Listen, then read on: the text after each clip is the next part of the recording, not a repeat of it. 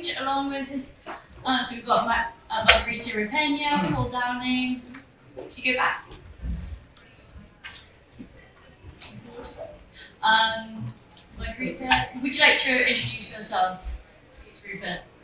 Hi, my name is Rupert Breheny. I'm a lapsed doodler from childhood. I've recently rediscovered the joy again. It's something I share with a lot of people in this room. If you're all mid-journey fans like the rest of us, we're waiting for a few stragglers. Currently work for Google, which I love. Not the most creative enterprise at the moment, but what I've seen is a rebirth of creativity in my life and the world around. And some of the most creative people I know are on this stage just now. So I'll pass over to Margarita.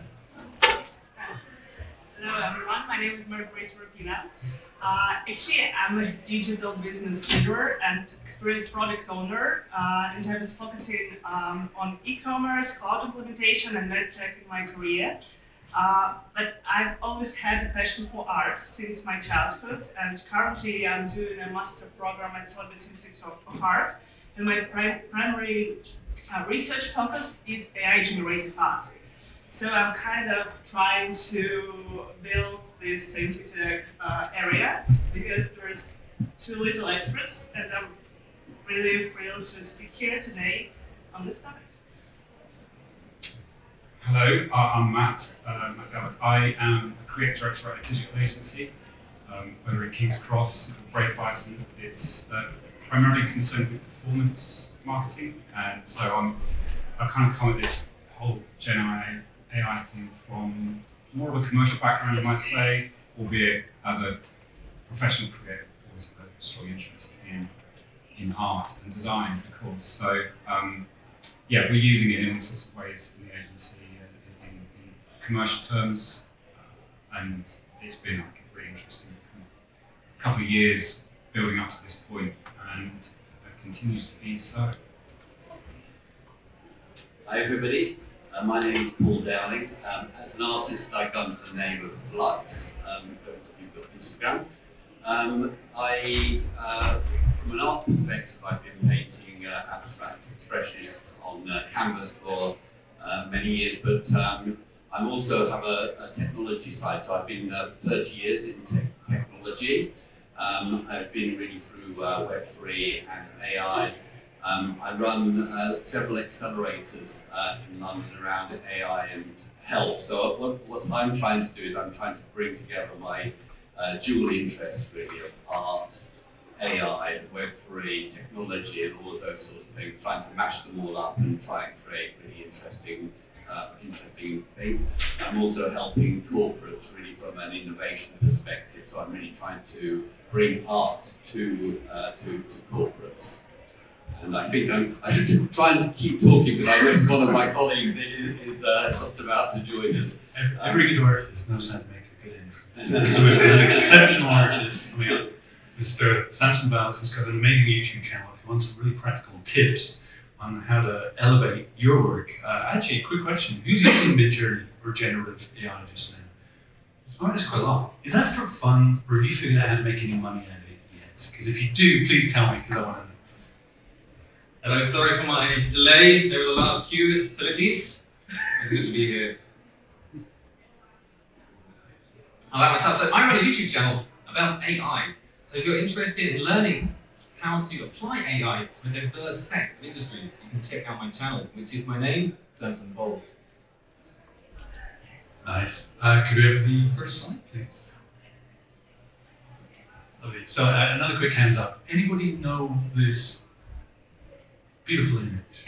Okay. You get bonus points. Does anybody know what it's called? It's a little pompous. This is the... oh, lovely. Thank you so much, Frankie. You're a star.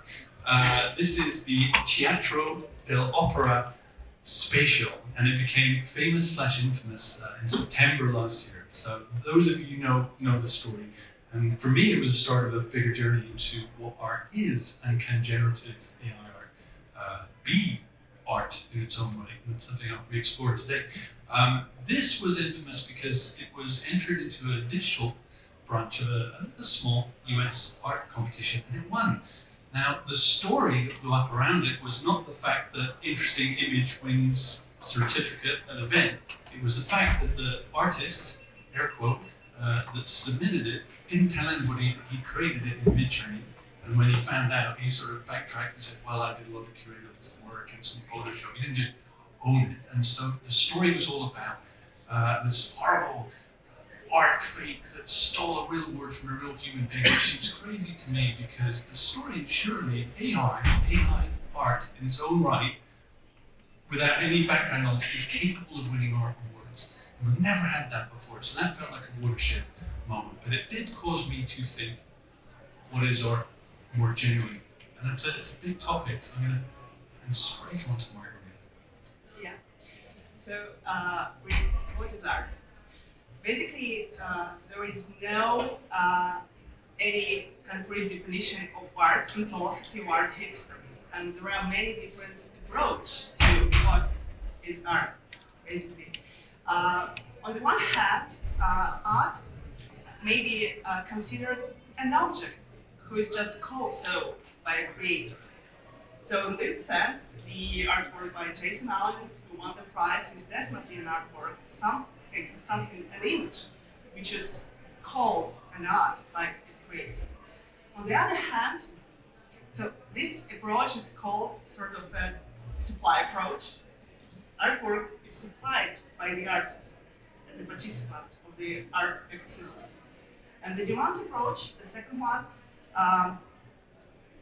is describing art as an image or an object which maybe doesn't call an art, but it strikes with the expression and aesthetically beauty to the observer. But actually, in terms of philosophy, it's even questionable whether we can actually answer the question, what is art at all? Matt, do you think art needs to be beautiful? No.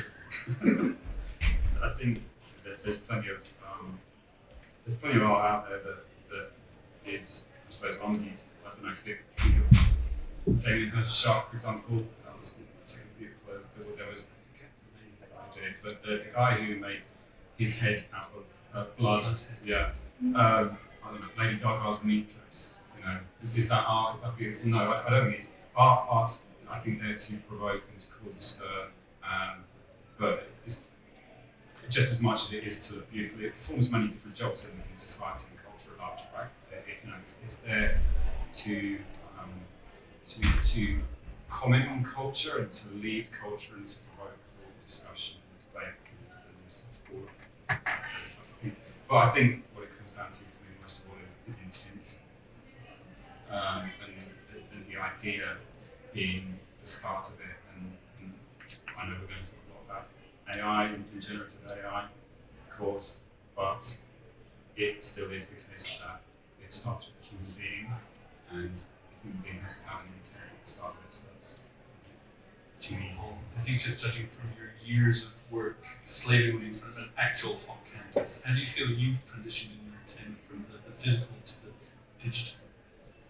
Yeah, I mean, I'm incredibly optimistic, really, because I think actually the hardest thing in the world is to be an artist on canvas with paint, because how many people have been doing that for how many centuries? It's really, you're really limited to a very, very small number of tools to create your art. And so I think what happened when we got the ability to create digital art and then AI art suddenly gave us like a completely new toolbox really to play with, and it just so now I think we're right at the bottom in the summit of a big mountain of completely new stuff that's going to come along. We're nowhere near.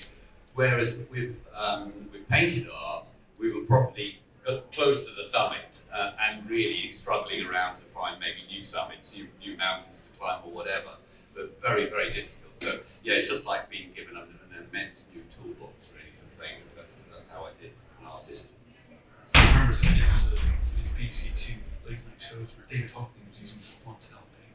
So I remember that, like a precursor to Photoshop, and he said this is the end of painting. Of course, he's still painting, but he's still doing immersive.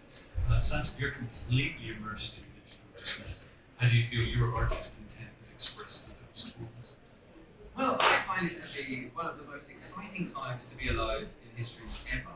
And I am fully immersed in creating and expressing myself with AI. I come from a background of illustration and art myself, and on my YouTube channel, many people comment and they say, "Oh, why don't you paint? Why don't you draw?" And I like to tell them, well, I come from that background, and actually, this is an easier way to express and to take my ideas and translate them into the real world. The fact you use the word easier, I think that's what people don't like about it. We somehow require our artists to cut their ears off and suffer for us. And this somehow anoints the work as important and impactful. And I don't think it needs to be, does it? People just get upset that, it's the old thing, like, oh, my kid could have painted that. It's like, well, yeah, the correct answer is always, but they didn't. And so easy is not necessarily the enemy of good. Well, can I just add a quick point on that? I would like to say that what it will do is it's going to raise the bar of quality. So it just means that we can create 10 times more things, 10 times more quickly.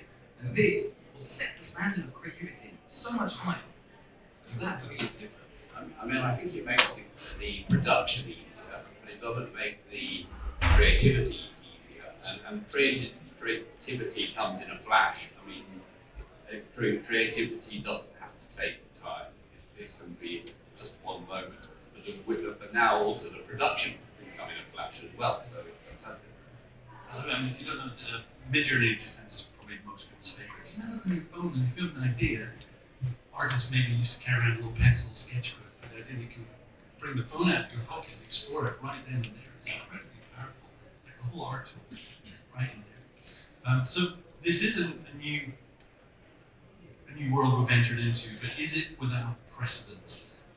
I think something's a little more art history knowledge myself perhaps could tell us. Has something like this happened before in the art world? Yeah, definitely did.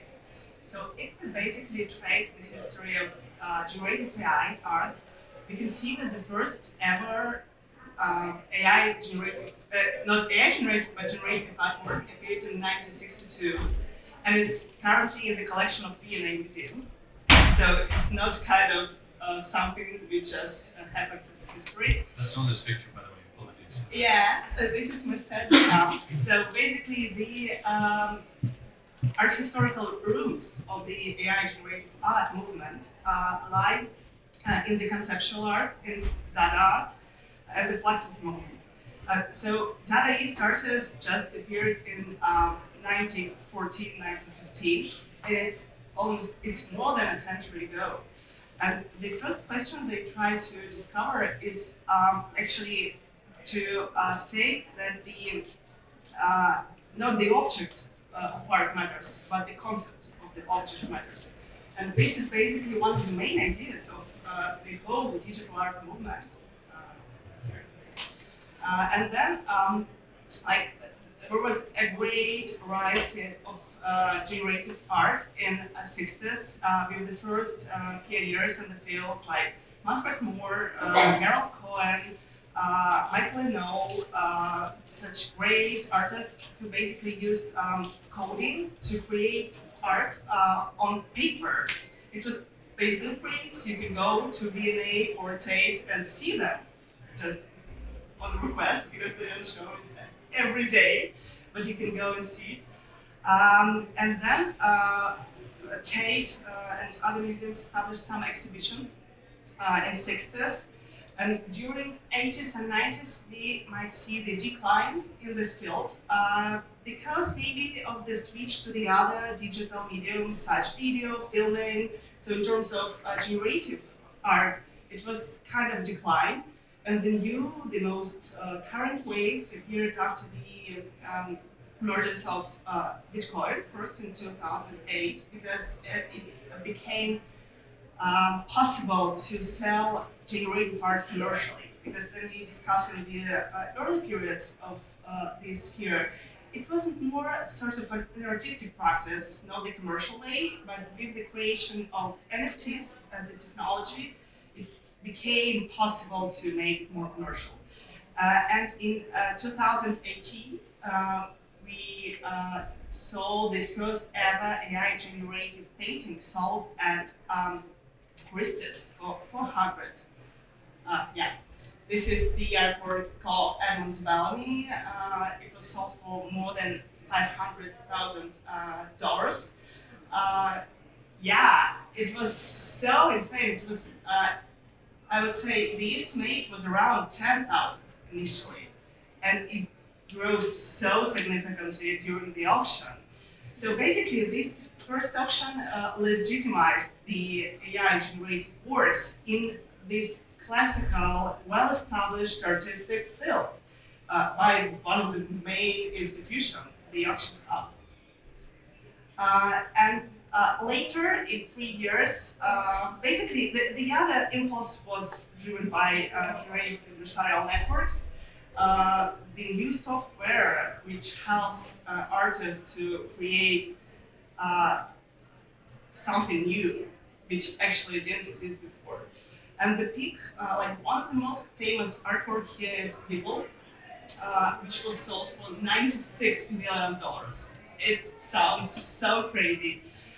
Basically, it was partly driven by the speculative value of cryptocurrencies during that period, but still, people's artworks sold for $millions still. So currently, even after the crypto crash, we see kind of a decline in terms of sales and in terms of the market, but it's not a decline in terms of the level of creativity and tools.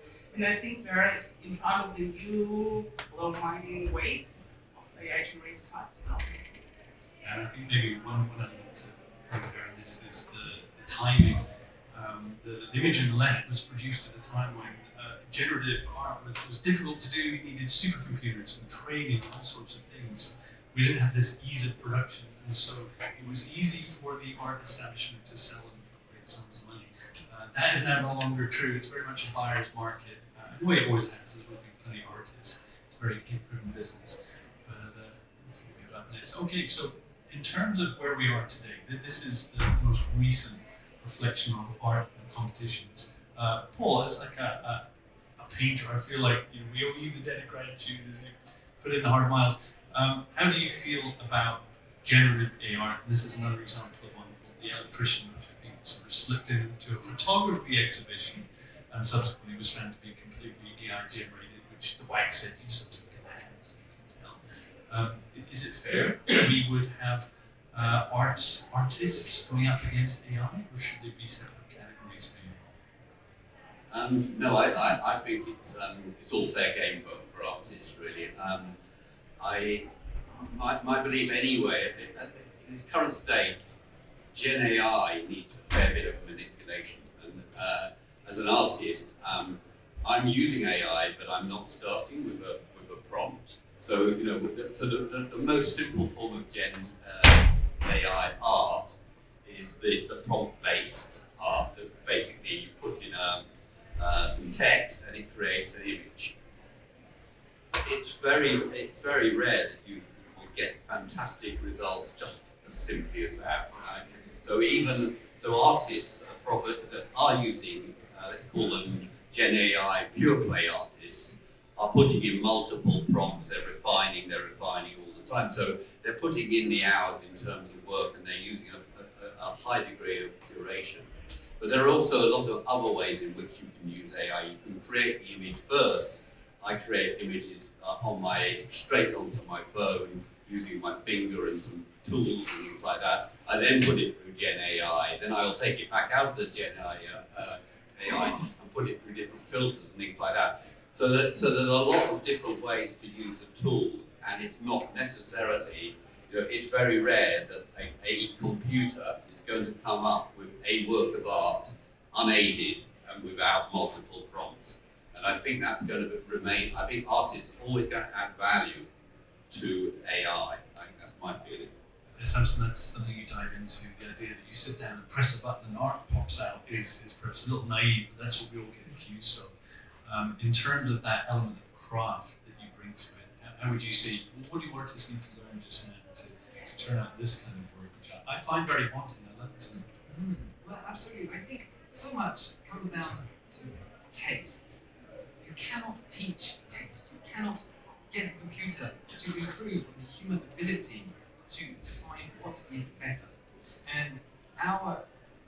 to not only improve on art, but also come up with ways to abstract further, is where we add most value. I would just like to add that I think we all get a little bit obsessed by the image. I think art is much more than the image. I think if you look at somebody like Andy Warhol, it was the entire movement and the entire influence and the fact that he predicted this 15 minutes of fame. And so we're living through Andy Warhol's sort of mastery now, today. What we need to be thinking about is, what is the Andy Warhol image for today? What reflects society? What reflects what art should be? And it's much more than just images. It's a movement. I mean, we're an art form here today, all of us, because we're effectively a movement and we're inventing stuff and things like that. So we need to just elevate our ideas a little bit from just looking at individual images and thinking about really what does art mean in a much broader sense and how it's going to be a reflection of society. And as society becomes increasingly automated by AI, what is the human added value on top of that? That's I think the important thing for this generation. I think to that we become managers and directors. I worry about the kids, frankly, and people coming into it now, because here's the thing, right? We expert use of these tools, I think, needs experience. It needs, to a large part, a lot of that stuff that we've soaked up over years and years and years, which is in our heads as reference points and it's come to us in our curious natures, then feedback into the machine to then carry us on back out. I've got to say, am I the only one who might think that this whole thing was a little bit engineered, coming at the time it did? And with photography under threat, might the organising committee I wonder if we can kind of bandwagon here a little bit on generative AI. Banksy shredding is we know if we're all contributing to art right now at the moment and it's all happening, then they've predicted art.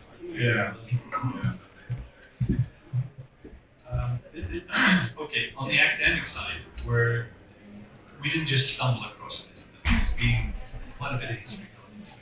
Margarita, would you like to? We briefly covered it already. So basically, I see 4 main stages in the development of AI generative art. So first one was from 50s to 80s. It's basically the rise of generative art as a movement, the creation of neo-conceptual art aesthetics here in the field, because currently we see a lot of different types of aesthetics. We will cover it a little bit more later throughout our discussion. But first, images were more like just simple drawings created by the machine, basically, or using the coding languages. And the second phase is the major decline with no major artists appeared in the field. Some artists tried to experiment in the generative art scene, but it wasn't like that massive, it wasn't a growing wave. And the phase number 3 is one of the most famous one, because here we see the biggest sales, the most famous artists appeared. For example, Rupert Nadal is one of the most famous artists in the world. He recently had his show in MoMA last year, so he was actually recognized by one of the major institutions in the sphere of contemporary art in the world. And for example, one remark about the amount of effort you need to put into the creation of the artwork. Basically, the Rupert Nadal's installations take from 6 months to 2 years to create. It's a massive research. Look at the giant room filling with screens, like miasma of floating points of data just floating around like water. It feels like this, but basically just to create his unique installations, he even goes into expeditions to collect the material, then develop the idea, develop the project.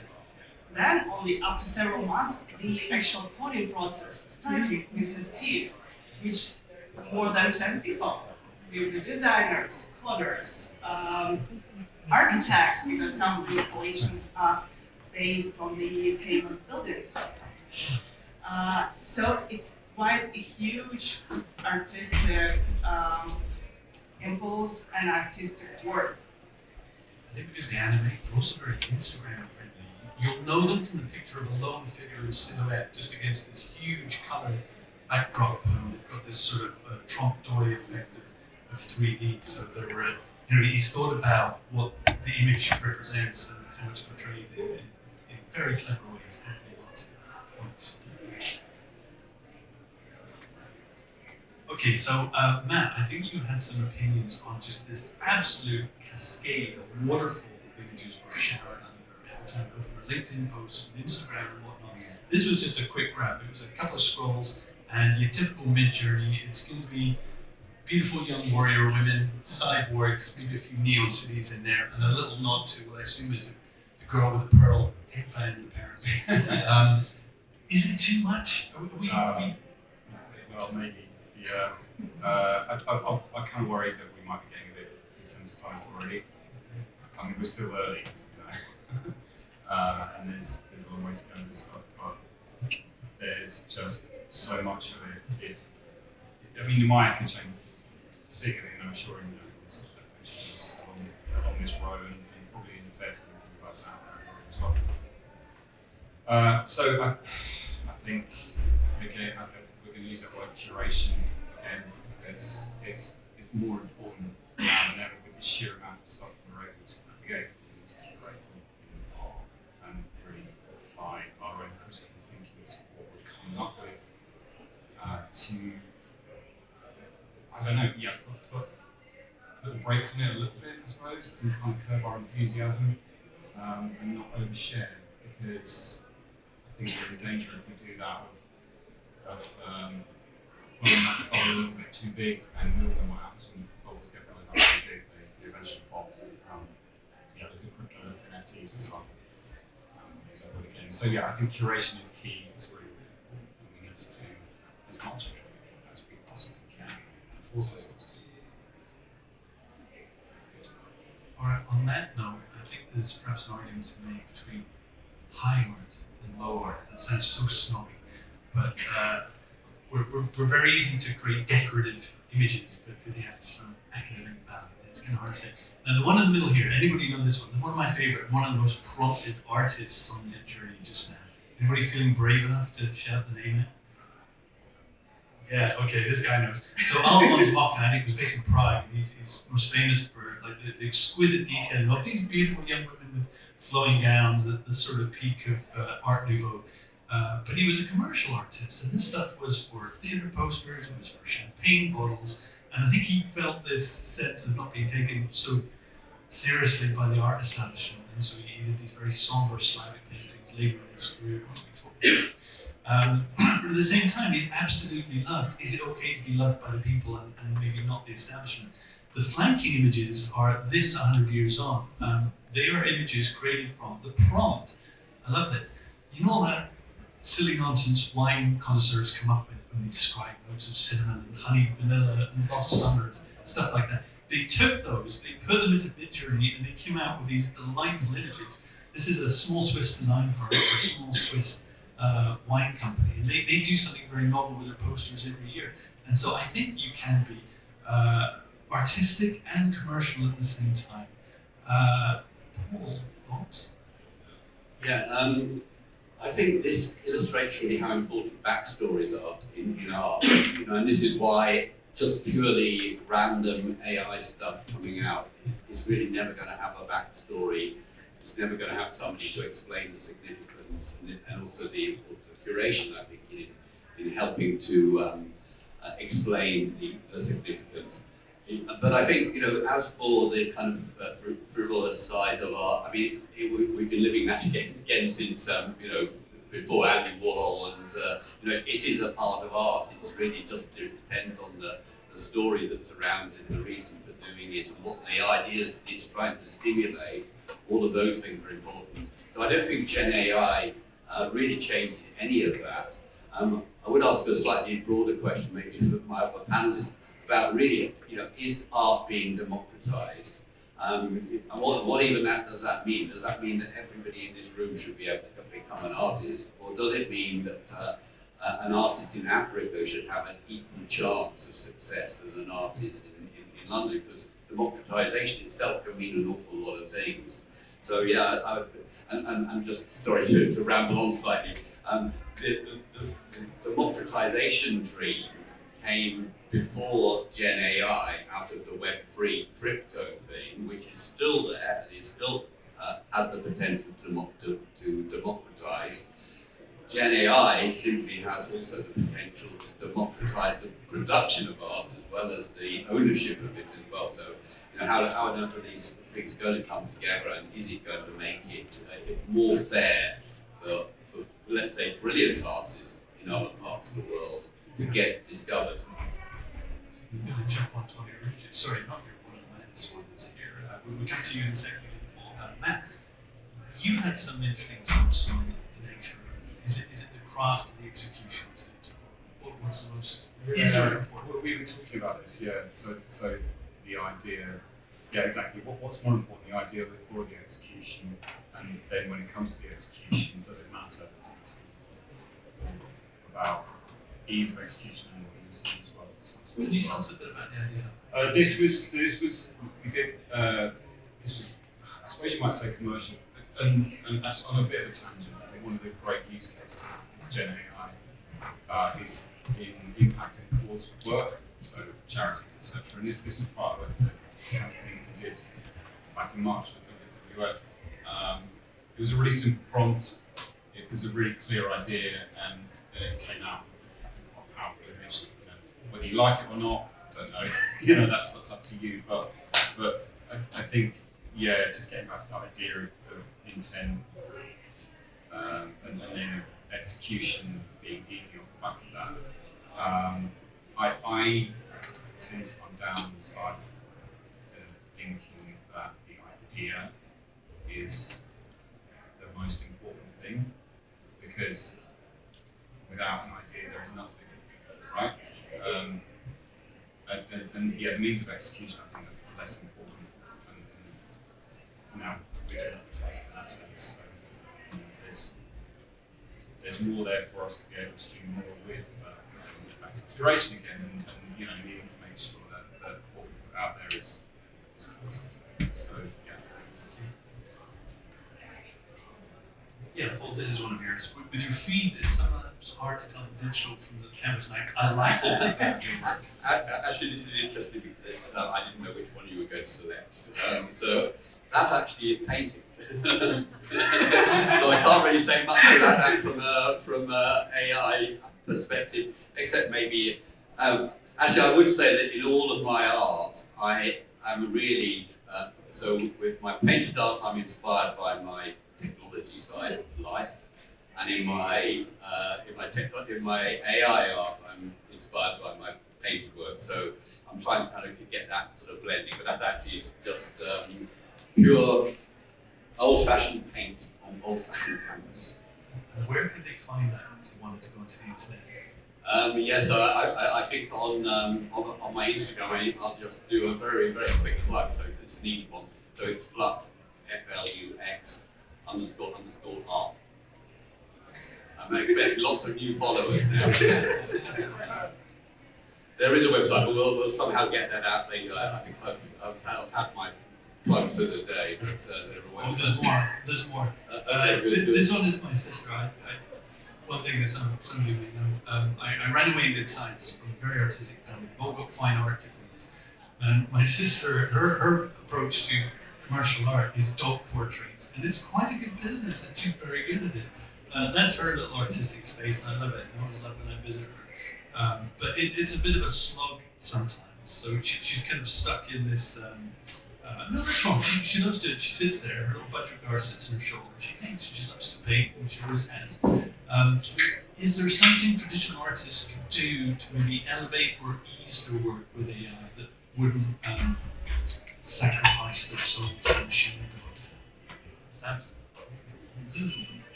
Well, I think there is a lot of interesting opportunities, especially looking at what your sister is doing, in creating personalized works. So you're taking artworks and with your own intent, you're painting, you're creating them in some way, and then you're taking other people's likeness, even their pets' likeness, and applying them with AI, so people are getting personalized experiences. And I think this is one of the key things, going back to what we were saying earlier, is that the difference between humans and machine is that we experience things. So we actually have an emotional response to the artwork. And if we focus on that, on how we're curating that experience of people, that is how we can elevate our work with AI. Thank you. I guess there were also some concerns about, there was, probably some of you saw on the ArtStation, there was a no AI moment. People had this very militant kind of everyday icons with across the AI, and it was a little overblown. And I do take the point. There are artists now who are having their names enshrined in these prompts. Their work is being used to train the models, and they're potentially losing work from it. Is this a concern that we have, or should everybody just get the bandwagon and stop complaining? I think we should stop complaining, actually. In my opinion, the times change, and we need to change with it. I think Albert Einstein said that the measure of intelligence is the ability to change. And right now we're going through a profound period of technological revolution. I don't think it can be overstated how important this is. And people need to get with the program. There you go. You heard it as a manifesto. Viva la revolution! Fair enough. This one, we've seen some painting, watercolor. This is a lovely combination of both. This is a friend of mine called Baz. He works for, I think it's Bloomberg, and he's a UX designer, but in his other life, he does these very soulful watercolors. All Mid-Journey as well. He's got this aesthetic. He's really doubled down on this, and he does T-shirts. Christmas coming up, any birthdays? This is your guy. He's absolutely fantastic, and I think one of my favorite people working in digital art just now.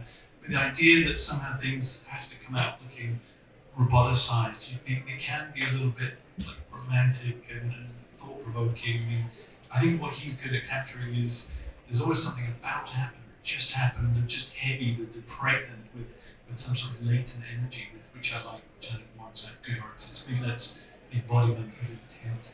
So I think there's some terrific people out there. It's unfair when they're aligned because push button for art. So yeah, there's good people out there. I think just on that point, it's really important that it's so hard, as we were looking at your artwork, to tell whether it was AI generated or whether it was actually created by hand or with traditional art mediums. And that's such a key point to recognise in creating some sort of egocentric view of the works of AI art. I love this idea of them all going just head-to-head battle royale of the artists. All right, this is my little setup at home. There's something messy in another way. For those of us toiling in front of the digital ones, I would say, Matt, you do quite a lot of this kind of work. What are the tips and tricks that you have felt has elevated your work as you've learned these digital tools over the last few months? Time, experience, just looking at what other people are doing. There's a lot of people out there. This is a really open source community. It's one of the things about it. Very generous and sharing and caring. So tuition is kind of free if you know who to go and talk to about it or where to find it. There you go. There's plenty of people in any given social channel that are handing out free lessons on a daily basis and talking about how they reached their conclusion. Other people are a bit more guarded, most people are open. So I think, asking, being curious has helped. Just studying what goes in and comes out of the Mid-Journey Discord server as well, just seeing how other people are prompting. So describe an artistic practice that maybe people coming out to art college have that the general population don't. I hope they catch up because exposure to new ideas and thinking about it. Yeah, but get experience, just knowing. I think vocabulary is probably something maybe it doesn't get talked about so much. Maybe it does, I don't know. But it's really important to know how to be able to express an idea with words, of course, clearly, but to use the right words and talking about using Midjourney as we mostly are, then the idea of invocation as well is really important. Sometimes it's better, a lot of the time actually, it's better to invoke something rather than be literal about what you're trying to get. Literalism can often sort of, get you to a place that you didn't really want to be, whereas invocation, invoking the spirit or the feeling, the idea of something that gets you to a more pointed place like that a lot of the time. That's been some of my experience anyway. There's been a lot more. I won't bore you with that for now. So as we come to a close, final question now. If you feel the need to cry or applaud, that's absolutely fine. I understand this. This is one of mine. I live in Switzerland. We can laugh as well. Oh, thank you. Will we see a day where, the Swiss love their landscapes, honestly, and some are better than others, but will we see a day where you're talking about these galleries are almost hiding away in the basement on appointment. Can we see these hanging on the wall next to the grates in the Louvre or the D'Orsay? Is that in our future? I think definitely yes. It depends on the artistic work we're talking about. But basically all these early rise Midjourney experiments are kind of the beginning of the new wave of art. And maybe some of the artworks will be in the museums. And actually we see in the current days already some of the artists who are exhibiting in the greatest museums. We have some NFT galleries here in London. We have some. So basically, the answer is definitely yes. We're gonna see it in the museum in the future, and I think the generative art is definitely with us for maybe forever. I don't know.